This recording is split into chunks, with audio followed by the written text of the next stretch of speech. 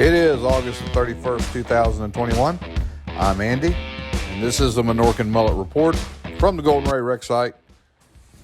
Actually, in the Port of Brunswick, we're going to start smashing cars. Yeah, we caught this today out at the port. And we've got a good bit of video coming up of these cars that are now being transported. These are the cars that we saw being tossed into that hopper barge 2 days ago.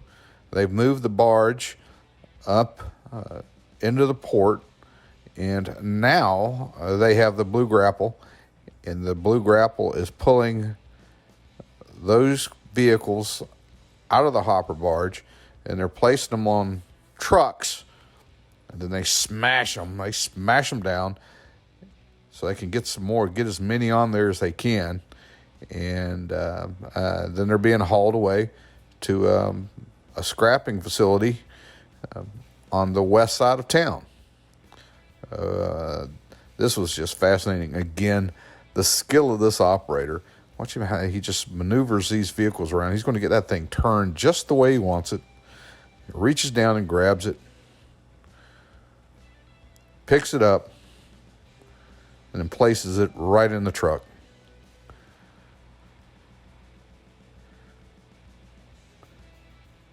This is the kind of thing I can just watch for hours. Just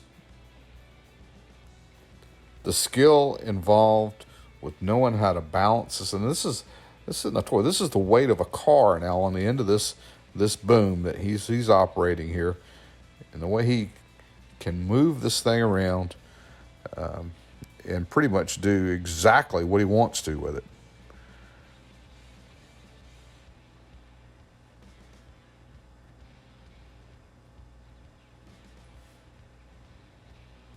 He just brings it down. He's going to take this one and he's going to slide it all the way to the front of the trailer,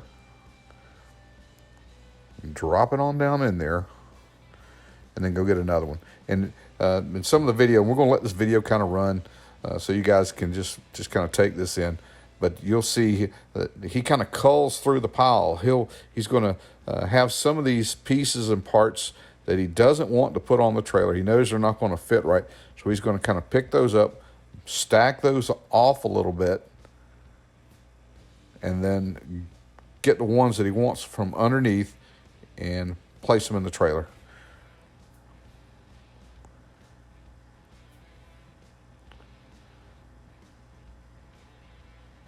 You can see here just the kind of damage from being underwater, from extreme heat, from a fire that occurred on board the Golden Ray during the process.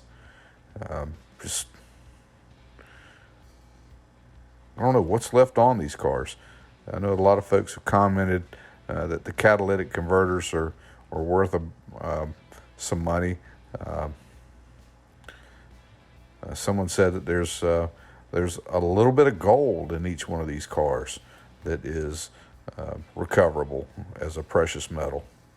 Some of the connectors and some of the safety, maybe the airbag connections or something like that. But there's some gold that's on every car, and you take that and multiply that by 4,000. What have you got?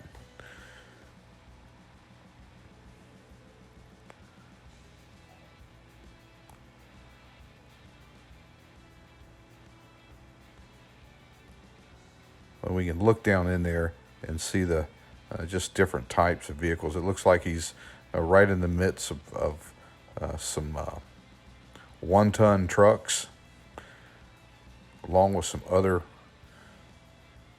stuff that's down there. And just how he moves this stuff around is really, really impressive.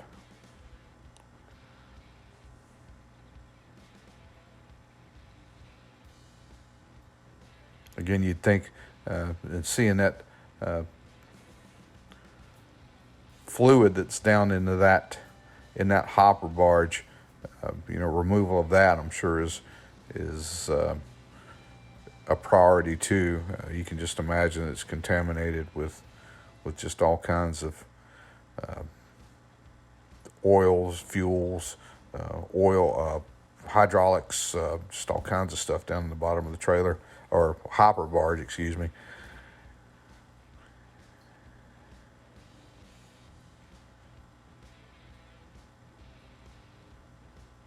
But just so neat to watch this machine do what it does in the hands of a skilled operator.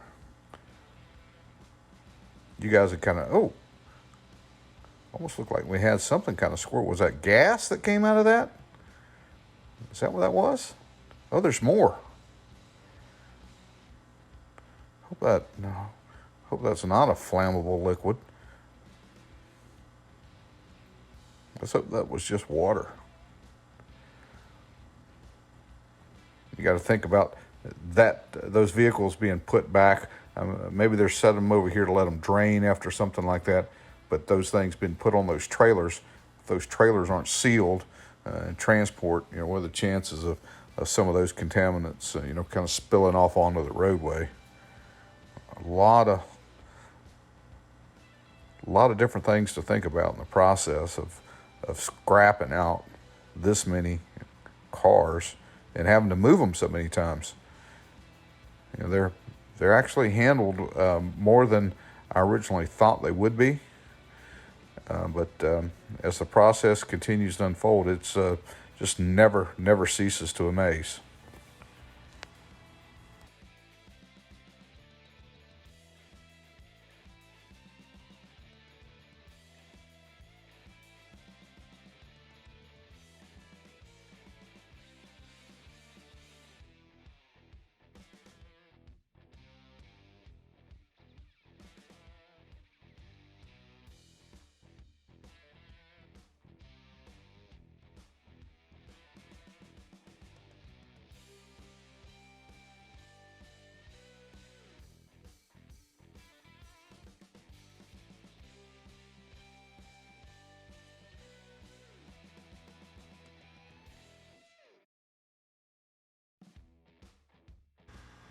So it looks like after he gets about 3 cars in the trailer, he swings over and he has this fixed weight he's going to pick up, and then he swings that back over, and that's what he's going to use to kind of smash down the cars to make room for another row before he starts loading again.